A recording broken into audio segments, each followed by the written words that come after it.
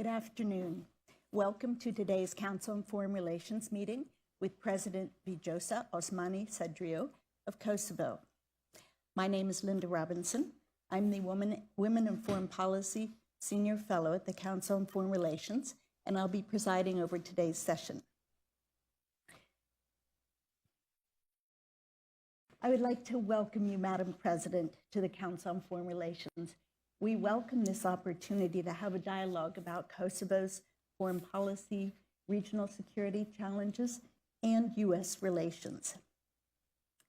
It's been 16 years since Kosovo's independence and 25 years since the NATO intervention to stop the Kosovo war waged by Slobodan Milosevic, which cost 13,000 lives and displaced 1 million residents. Many of our attendees here may know that some 700 American servicemen and women have been deployed to Kosovo in the NATO peacekeeping force, which the U.S. has been supporting since 1999. I had the opportunity to visit you in April and see the vibrant democracy that Kosovo has become and talk about your 20-year role in politics and government. Everyone here has the bio for President Osmani, but I just would like to take a moment and note a few of the highlights. She was the chief of staff to the first president, Sadriou. She helped draft the Constitution. She has been elected 5 times to the parliament, and she was the first woman Speaker of Parliament. And she is the second woman president of Kosovo in just 16 years of its history. So that's really an astonishing contribution and journey that you have been on with your country. I would like to jump right into the future, into the moment we are in right now, and ask you to talk about the causes of the current tensions that Kosovo is experiencing and what you think are the critical steps needed by Kosovo and others to move ahead. Well, thank you so much, Linda, for the kind introduction, and thank you all for joining. It's a really great honor and privilege to be able to speak here today and to have a conversation with you and everyone present on how we see the future of Kosovo and also the future of our region as part of the European family of nations. The Republic of Kosovo truly is a testament to what democracies can achieve when they stand together in defense of values, the values of freedom, independence, and democracy. For centuries, the people of Kosovo lived under occupation. For decades, we lived under an apartheid-like regime that escalated into a genocidal war against our people. But even today, 25 years after the war, you see a lot of wounds, a lot of pain among the people of Kosovo because you can't find one single family that hasn't gone through hell. You rightly pointed out that the vast majority of the people of Kosovo were displaced as IDPs or refugees. I was initially an IDP and then became a refugee myself. And that shapes you for the rest of your life.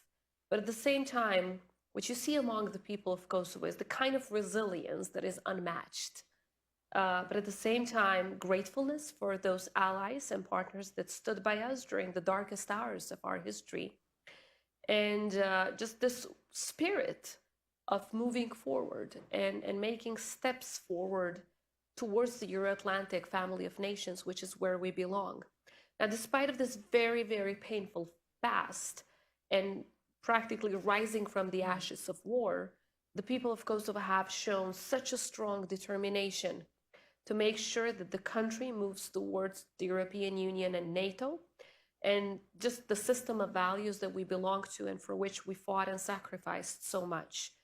Now, in the past 3.5 years that I've been president and with the current government, we've focused so much on rule of law because we believe that enforcing rule of law, where all the citizens are equal before the law, is so fundamental to every other success that we can achieve, whether it's economy or just how that reflects in foreign relations and also development in other areas. And that has in turn, of course, has had a positive effect with the country, with Kosovo becoming a country with the highest GDP growth in the region in the past couple of years, and also with quite a big prospect on so many areas. Kosovo right now is the strongest democracy in the region, and as I said, a champion when it comes to our rule of law reforms. But focusing on rule of law meant at the same time, rightly so, focusing on fighting mafia gangs.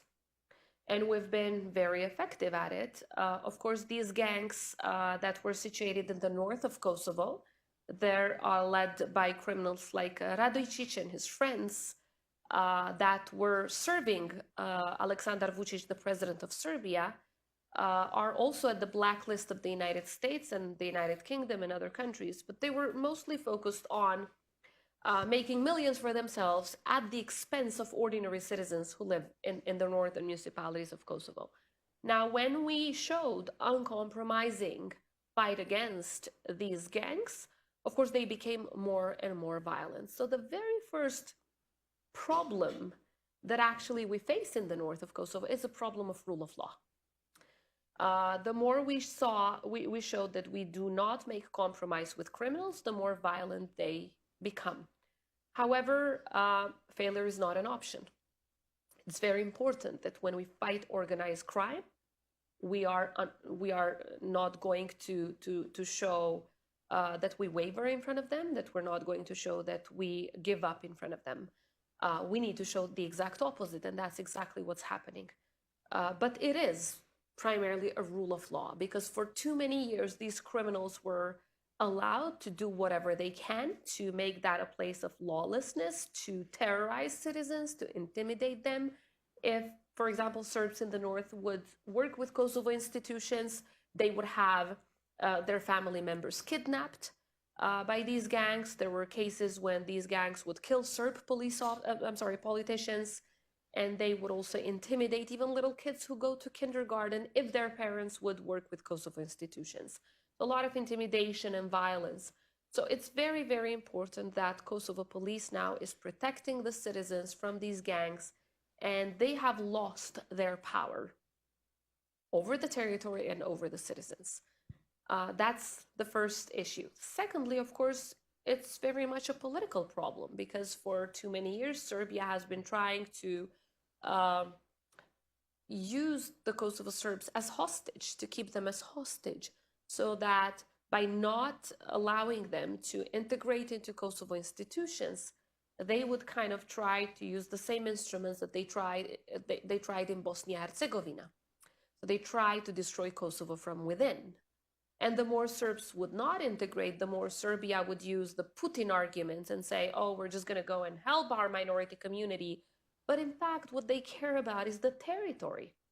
So all they care about is to push forward these Crimea-style annexation plans, while they don't really care about the human rights of the Serbs who live in Kosovo. So it's a mindset that belongs in the 19th century.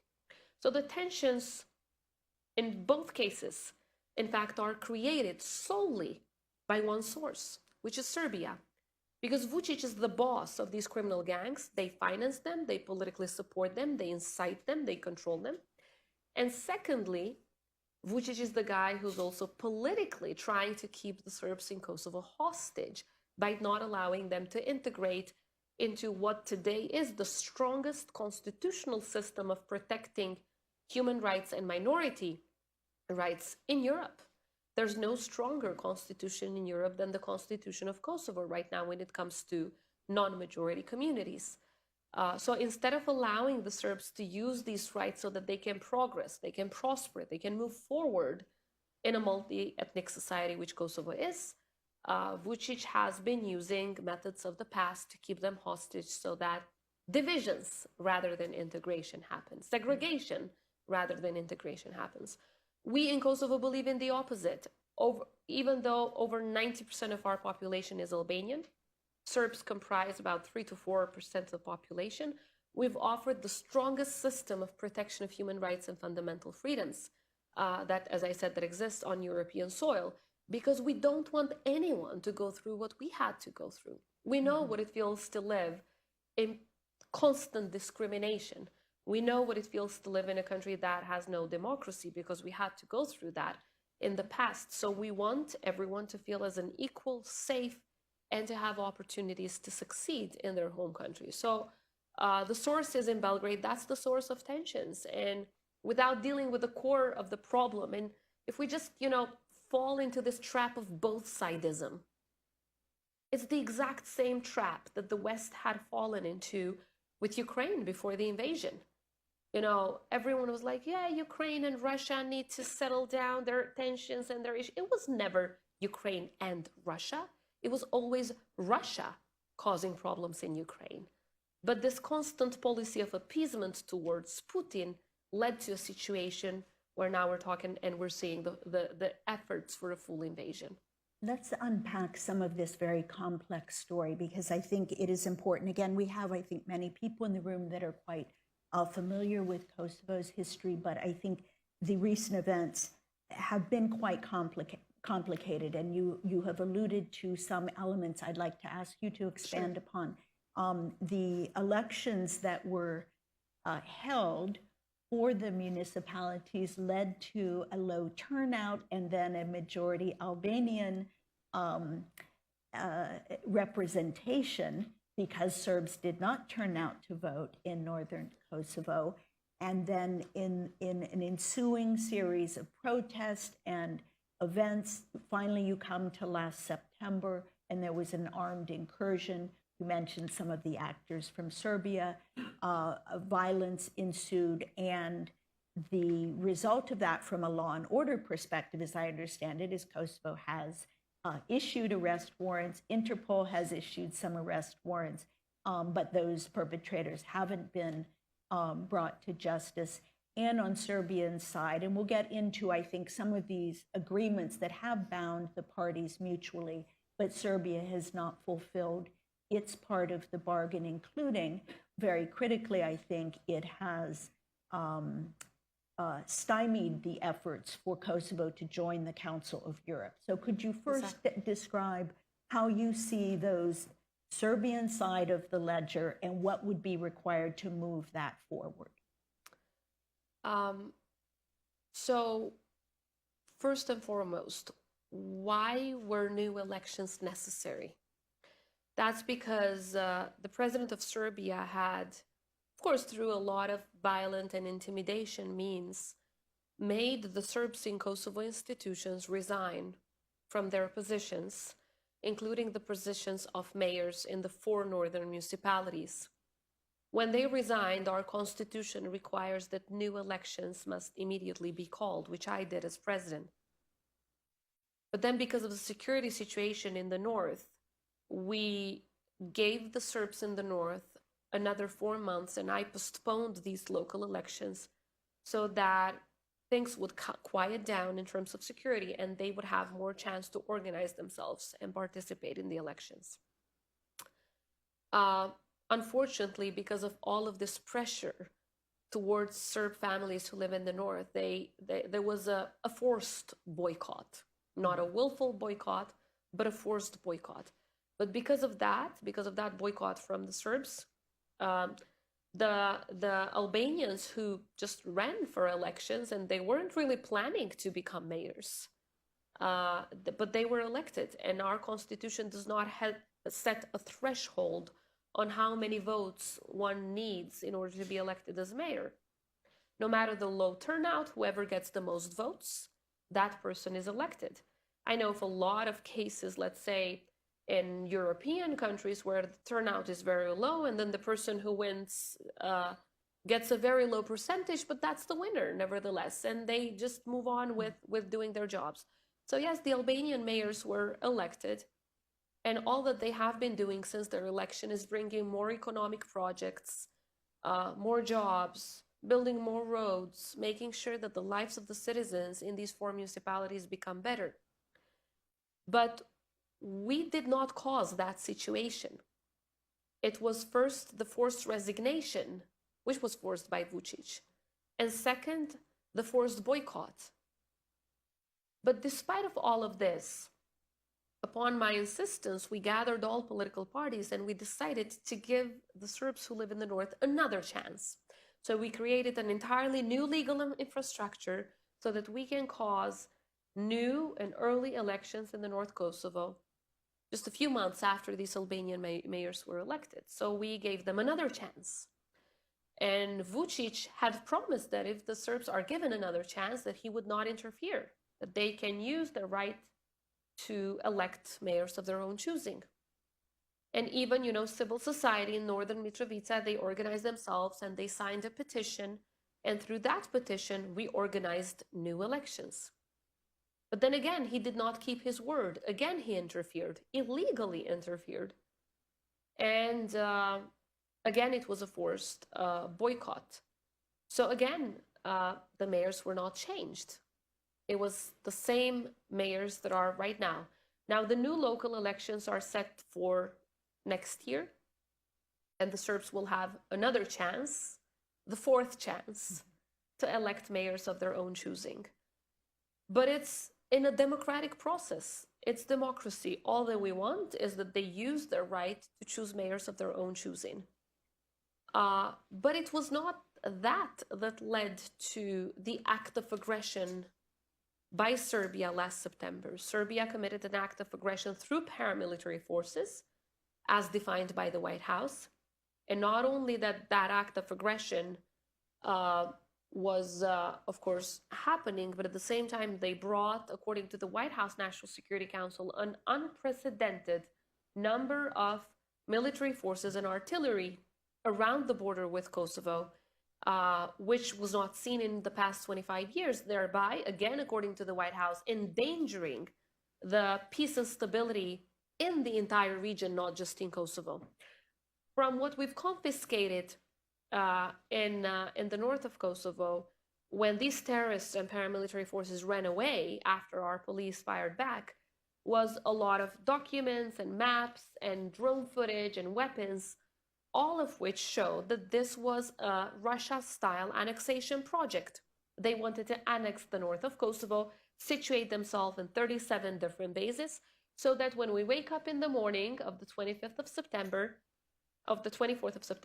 what would happen would be that there's a new factual situation in the ground, so that when we go to Brussels and have a dialogue with Serbia, then there would be a new topic on who gets what piece of territory, instead of talking about the practical issues that we've been talking about now. So as we speak right now, of course, Kosovo will continue to reinstate its sovereignty in every part of its territory, because our territorial integrity is intact and Kosovo is indivisible, and we should not allow Russian tactics to succeed in the Western Balkans, because Kosovo in its current borders is not just a project of the people of Kosovo, is the success of the Euro-Atlantic family of democracies.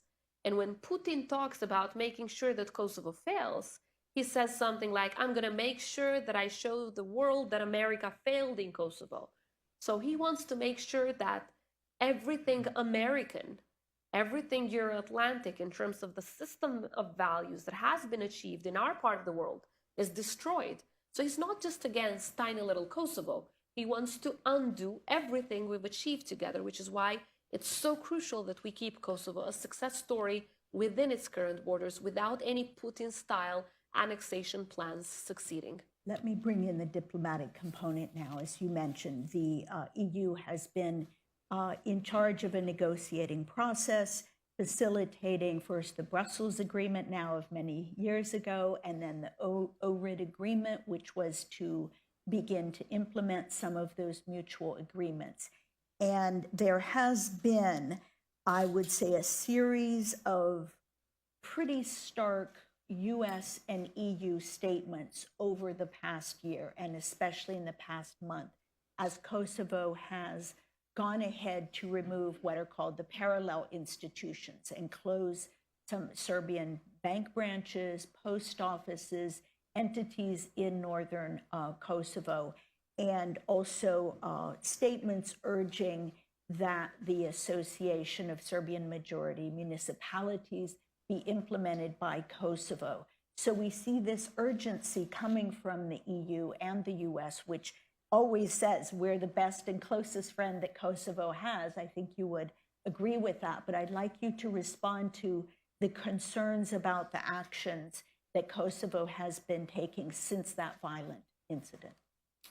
I definitely agree with you that the United States and EU member states and other European partners, even outside of the EU, are Kosovo's closest friends and most strategic partners. Primarily, I would say the United States has been instrumental and existential on making sure that Kosovo moves forward as a sovereign country that is still, working to have its rightful place in the community of free nations.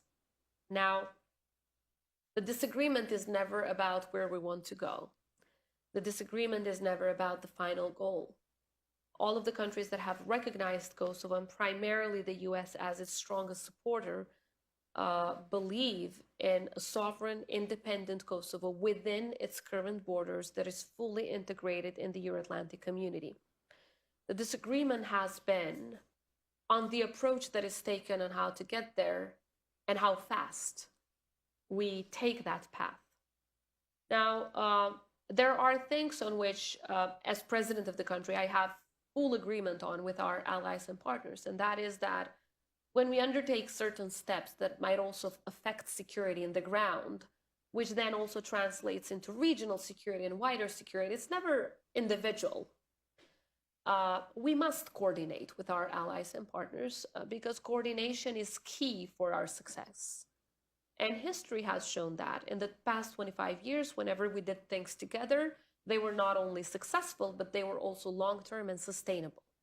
So for me, it's been a lessons learned issue. So we've learned in the past 2.5 decades that working together brings better results. And I would say, not just for a small country like Kosovo, but even for superpowers like the United States, working with allies is one of the very fundamentals of doing things good and well and successful.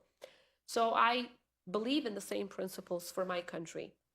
Not everyone in Kosovo necessarily agrees with this approach that I just explained. There are some in Kosovo who want to do things in a quicker way, in a different approach, but not by disrespecting our allies. However, patience is a virtue, as they say, but it's not as present everywhere. Because, the people of Kosovo are rightly so asking, where are the results? Where are the tangible results? There's this dialogue with Serbia going on for the past 13 years. We signed 42 agreements. Where are the results? Why isn't Serbia implementing any of the things that they've agreed on? So, of course, there's less and less patience when it comes to seeing the results. So I agree that we must coordinate with our partners, but at the same time, when we were recognized as a sovereign and independent country in its current borders, sovereignty means, making sure that it's ensured in all of your territory. Number one. Secondly, sovereignty means the ability to enter into international relations. So when that sovereignty is exercised, also Kosovo's right to enter into international relations is exercised. It is also recognized. So we hope to have more and more support by international partners in making sure that Kosovo's sovereignty remains intact, but also that Kosovo joins international organizations. Now, what we see right now is a very imbalanced approach by the EU, which is, the institutions that led the dialogue in Brussels. So you have two parties around the table, and one of the parties, Kosovo, is under measures by the EU. Serbia on the other side, which is the party on the other side of the table, they are facing zero consequences despite of committing an act of aggression against Kosovo, which has been recognized also as a terrorist act by the highest officials in the European Union. And the US went even one step further and called it an aggression that was committed through paramilitary groups, which is exactly what it was. So despite of all of this, Vučić still remains the spoiled child of Europe, because there is this active appeasement policy. So for 10 years, this active appeasement policy towards the president of Serbia yielded these results. Serbia went from a 96% alignment with the EU to a 46% alignment with the EU. Serbia went from one of the countries that had okay relations with Russia, to the top country in Europe with an 83% approval rate for Putin. Serbia went from a country that was working also with the European Union quite closely to a country that has multiplied its military cooperation with Russia, China, and Iran. When we come here in New York, I meet with US officials. The president of Serbia meets with the president of Iran, probably the only European leader to meet with the president of Iran, to ask for the help of the president of Iran on how to deal with Kosovo and Bosnia and Herzegovina and so on and so forth. You can imagine what kind of advice that is. When we multiply our cooperation with the US and the EU on defense and align, by the way, we are at a 100% alignment on every foreign policy and security decision, Serbia sits down and signs a new Gazprom deal just days after the Russian invasion of Ukraine. When we have more of US and EU in our country, Serbia opens more Russia Today. And they also open a so-called Russian Humanitarian Center, which according to the American DoD is a Russian spy center. So that's the result of this active appeasement policy. So the point is, in this entirely imbalanced table, it's entirely upside down, it's so hard to see results that are sustainable, that are long-term, that truly help our region move forward. And my final point, there is this agreement which we've achieved last year, which says Kosovo will form the ASMM, it's called self-management for the Serbs, and Serbia will in turn not object to Kosovo's membership in any international organization. Their obligation is Article 4, ours is Article 7.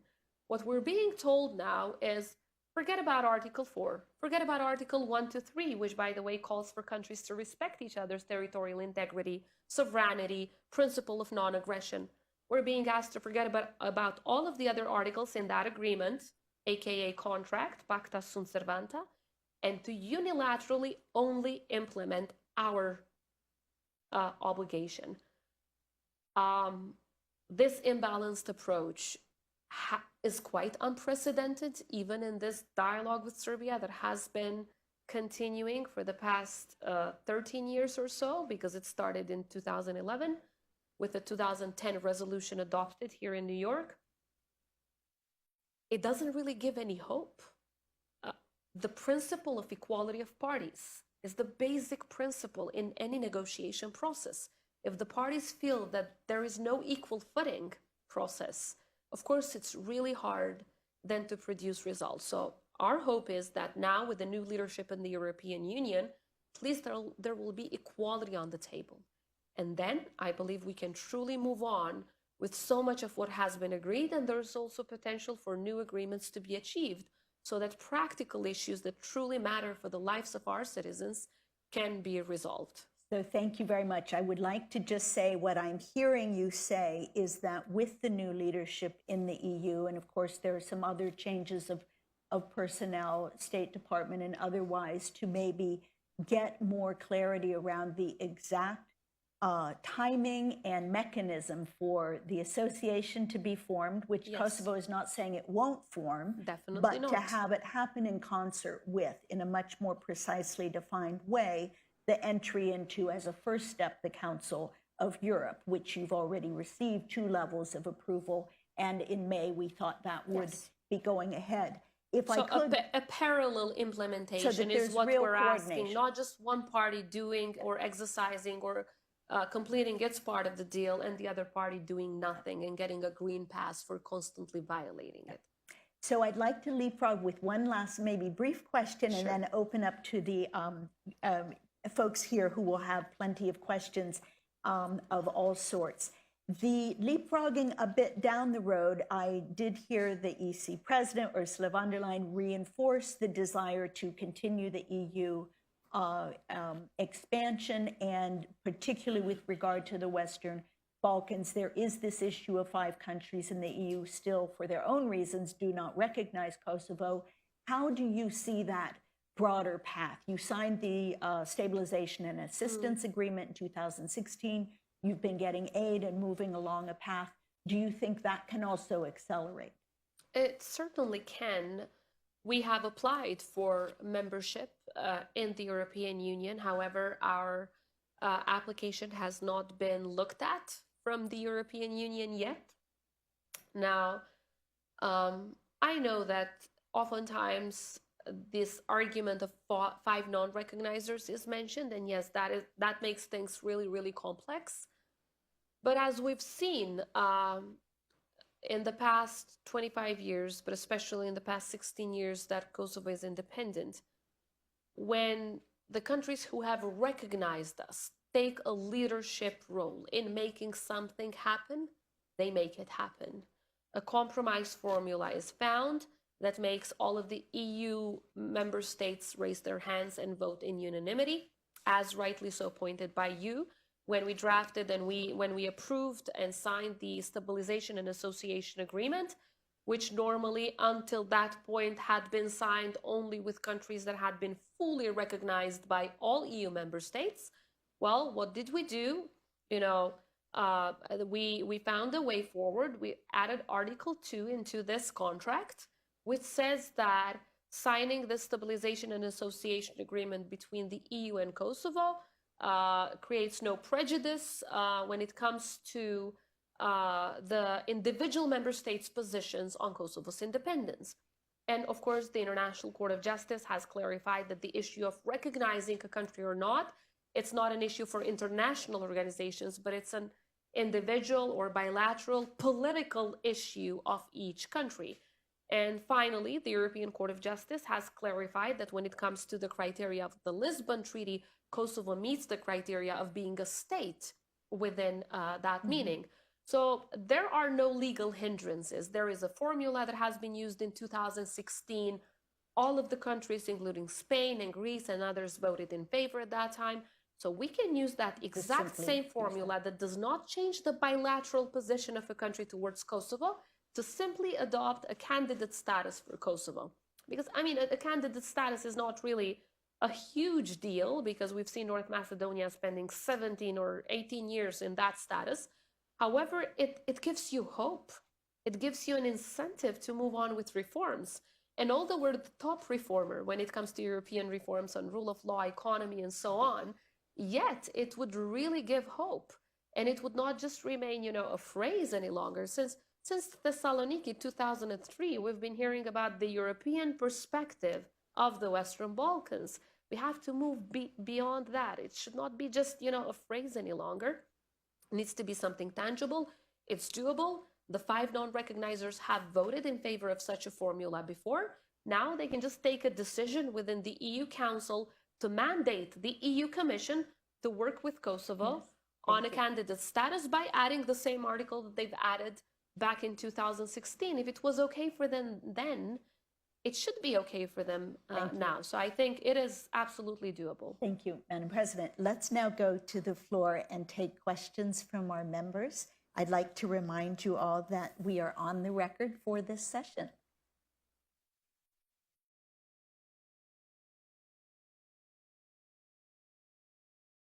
I'm not seeing the first question. Thank you very much. Please come ahead. Hi, thank you. Mark Hanna with the Institute for Global Affairs at Eurasia Group, a nonprofit.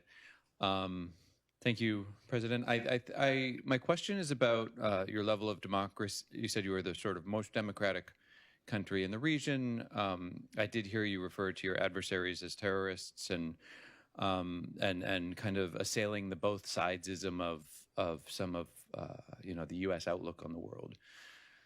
The question is, do you worry about political legitimacy when people in your country are voluntarily abstaining from or boycotting votes?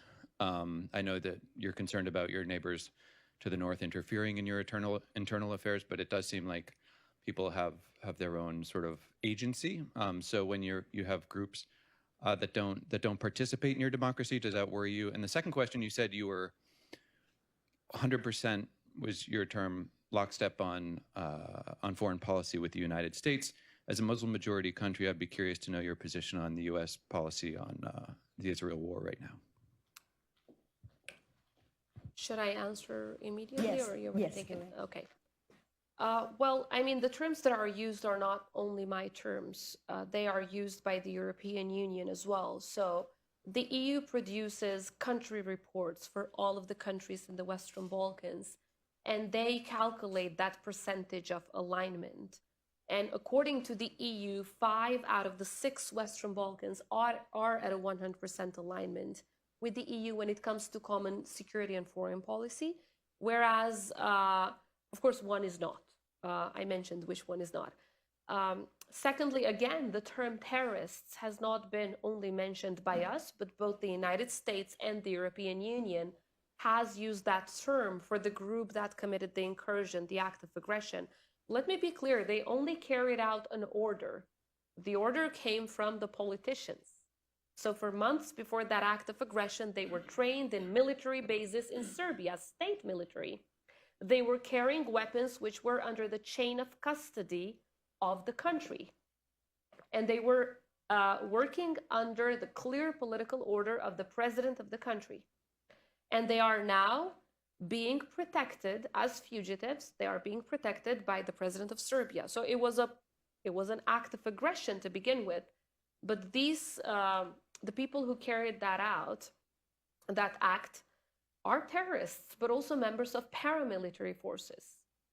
We've seen these kind of models in the past. For example, in early 90s, just before Milosevic's Yugoslavia started the wars against Croatia and Slovenia, initially they would use these paramilitary forces to create incursions and to attack these countries. So it's not that we've never seen this happen before, but it's dangerous because it's happening 25 years after the war. And we had never seen something like that in these past 25 years. Secondly, when it comes to political legitimacy, Kosovo is offering all of its minority communities the kind of constitutional, legal, and practical protection that no other European country has ever offered. Yes. Let me just mention a few examples. Well, when our constitution was drafted, the chapter on minority community rights was entirely drafted by American and European experts.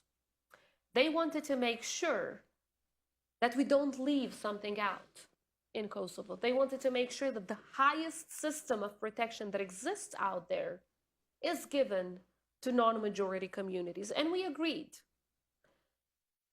But which other European country gives a minority of 3 to 4% the right to block any constitutional amendment? So we have 120 members of parliament. Even if 110 agree on something, we can't vote without the 10 seats that Serbs have. And not just constitutional amendment. And we don't have a constitution of 10 articles. It's a very detailed constitution regulating quite a bit of areas of life. Secondly, every law of vital interest, including human rights, minority rights, religious rights, property rights, law on special zones, education rights, local election rights, we can't change any of that without the 10 Serb MPs.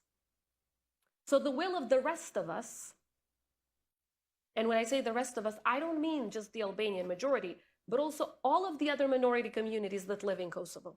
Doesn't matter if they don't agree. So I come from an academic background. For the past 4 mandates, we have been trying to reform our higher education system.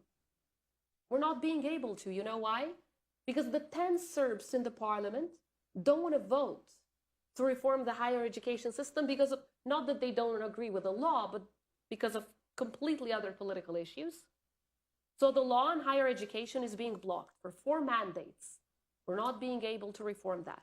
The law on local elections, the European Union is asking us after every election to reform our law on local elections. We can't do it because all the 110 MPs agree, 10 are blocking everything. And we've replicated this right to veto over the most important decisions in our country that affect the lives of our citizens. We've replicated at the local level as well. So every single municipality has that same system so that they can feel that they can push forward their interests. So look, again, they had a right to vote once They had a right to vote twice. They had a right to vote the third time, and they had the right to vote 4 times. They have the right to vote in a democratic country with the full protection of all security institutions. But if they constantly get threats from Serbia through these gangs, and they see that their neighbor's car has been burned down, they see that the other neighbor who was a Serb politician was killed from these gangs, and then they see that all of those who are actually showing up at the polls are being kicked out of their jobs, and then they see that the rest of the neighbors can't even send their kids to school, that is massive intimidation.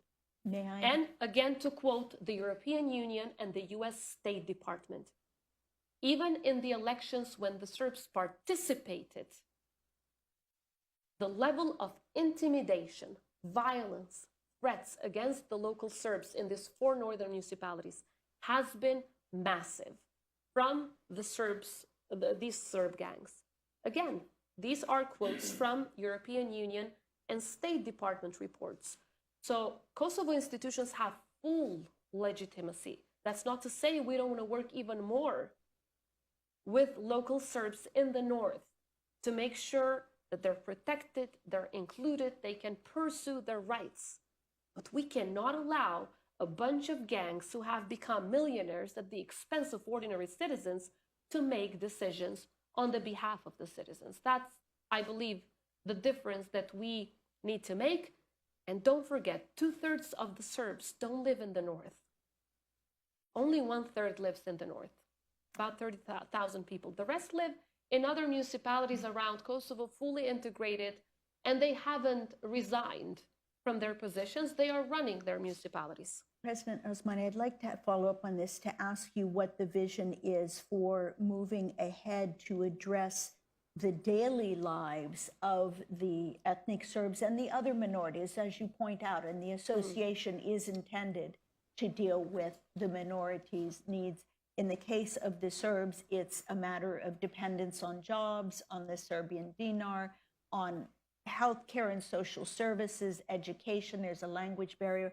So there is this collection of things that keep the ethnic Serbians of Kosovo from being able to integrate fully. Now with these different organizations being shut down, the parallel institutions, how does Kosovo intend to help them move ahead? And just from a human level, how is Kosovo preparing to support them? All of our citizens are able to receive payments in euros because our constitution requires that there shall be only one currency used in Kosovo. And for more than 20 years, that has been the euro. So it's like here in New York, you go to a shop and you want to pay, and they only take dollars. It's as simple as that. The illegal institutions that, of course, you can convert money, the same way that you can convert money in Kosovo, but that is not the issue that has been keeping Serbs from integrating. When the Serbs get their pensions and their payments in euros, they don't refuse them. They very well take them. The most important for them is to get the pension, not the currency in which they get them. In fact, getting them in dinars had hindered them from further integrating because they could use those dinars only in a little portion of our territory. They cannot use them when they go south Mitrovica. They cannot use them when they go to Pristina or when they go to another Serb municipality like Štrpce or Klokot and so on and so forth. So it's at their own benefit as well to make sure that they use the currency that is used not just in Kosovo but in the rest of Europe as well. Now, how do we aim to make sure that they integrate? I would say the more economic projects, the more economic development, the more jobs, the more multi-ethnic economic projects, the more people just work with one another. And, they have to provide for their families. And after a few months, it's easier when you get to know your neighbor by, building walls, by separating people. They never integrate. They need to exchange, they need to work together, they need to talk to one another so that integration is possible. And that's the reason why we even created all of these Serb municipalities, so that they can, have the rights to run their own municipality, but at the same time, there would be multi-ethnic lives. So they would, go to the market, and you would have Serbs and Albanians and Turks and others just selling stuff together and buying stuff together. That is possible. If it was possible in the rest of Kosovo, it is possible in the north of Kosovo as well. So economic development, I think it's key, creating new jobs, because when we talk to Serbs in the north, they deal with the same exact problems that we deal with. They want more jobs, they want better paying jobs. The women face domestic violence cases, they need better protection, a stronger system in that regard. So it's like everyone else. Therefore, the solutions need to be the same kind of solutions that we use for every other citizen, no matter their ethnic background. Good to this question. And then you. Thank you. Earl Carr, representing CJPA Global Advisors. And thank you, Linda, and Your Excellency, for a fascinating discussion. I'm curious to know, you stated that the Kosovo and the United States are in 100% alignment on foreign policy. I'm curious, when you look at China's economic engagement in Kosovo, and in particular the Western Balkans, which has seen something like $1 billion on average since 2011 in Kosovo.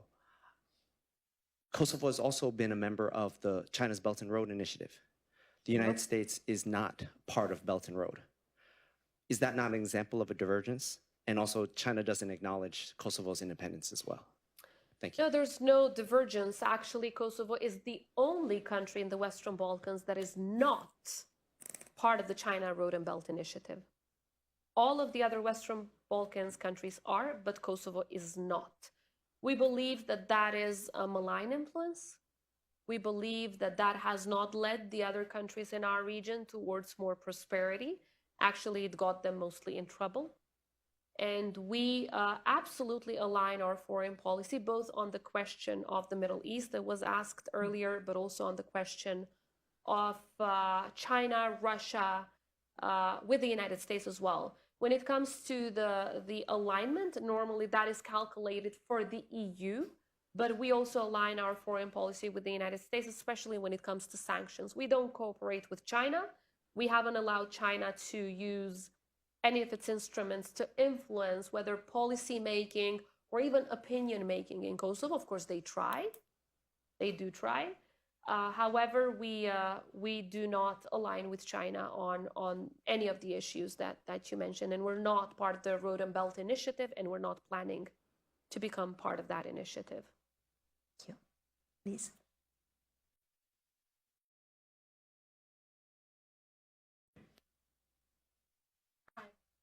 Hi, Dari. I'm a CFR term member and also a former member of parliament in Albania. Thank you so much, Your Excellency, for your opening remarks. I think that it's always amazing when I hear your passion and talking about Kosovo. At this juncture, I feel like we should be a little bit worried about Kosovo because it feels like Kosovo is being very isolated from the rest of the world. And you spoke about Kosovo having excellent relations with the US, but it just seems, at least in the last year or two, the Secretary Blinken has been very open about his criticism towards Albin Kurti, the Prime Minister, and there have been some concerns about the way that the elections have been handled. So my question to you would be, and you mentioned also EU being unfair to Kosovo in this partnership. So my question to you would be, how do you foresee this going forward?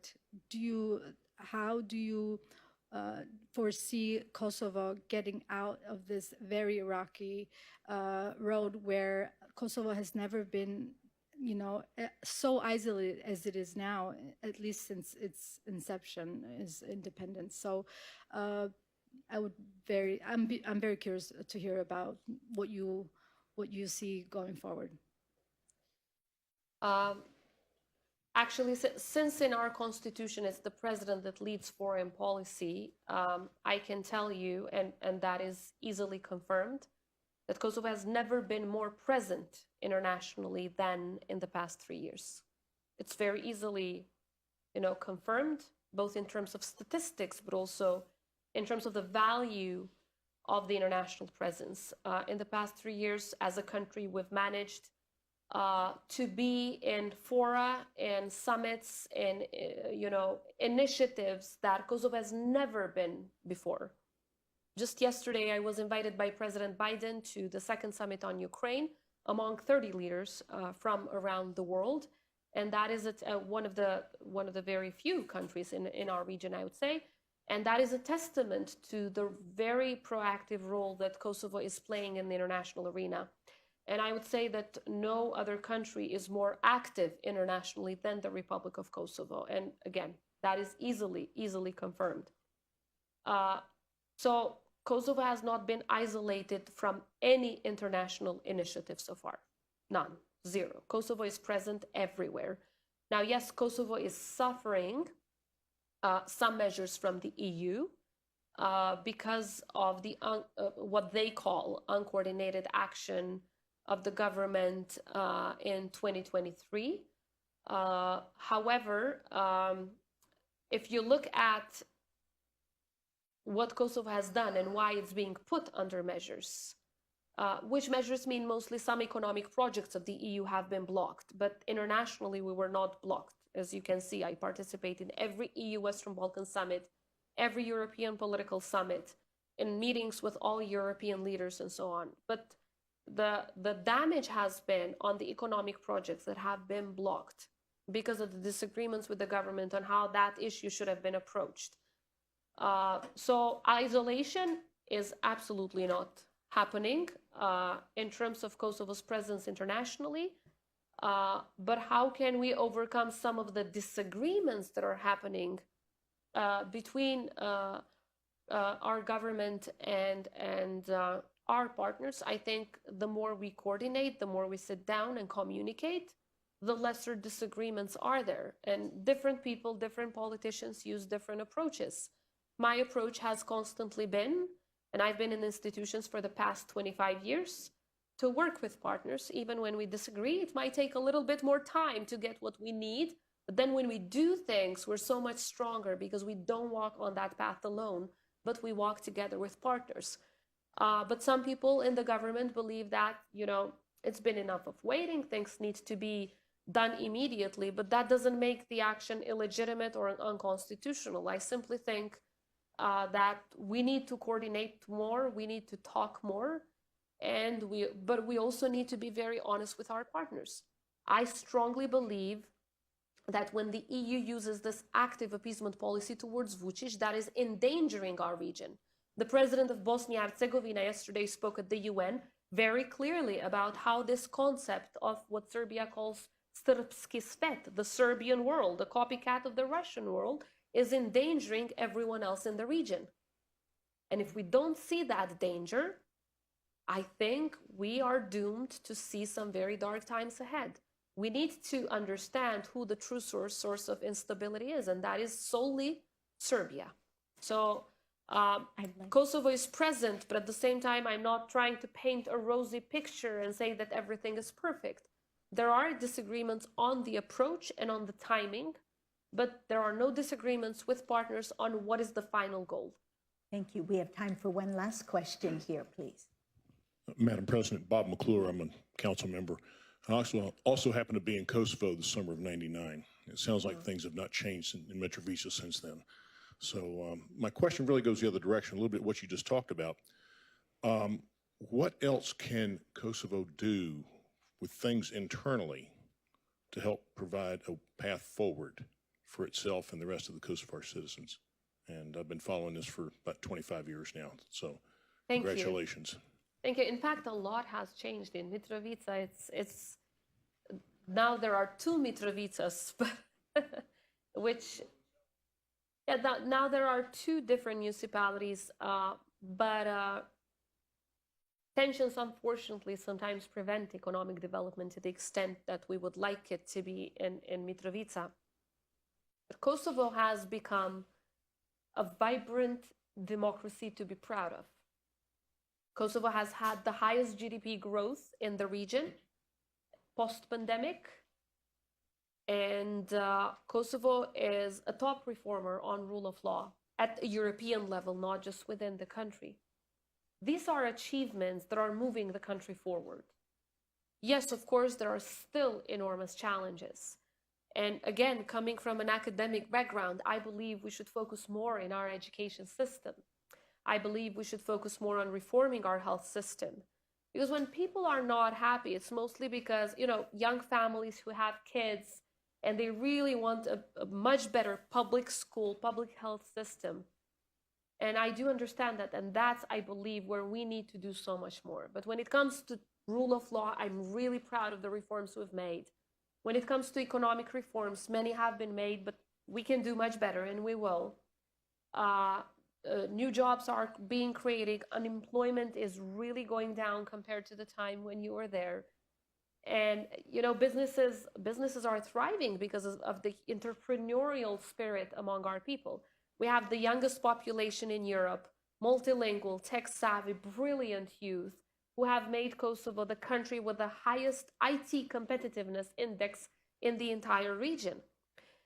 We have multiplied exports to the United States, to Germany, to Switzerland, other countries in Europe.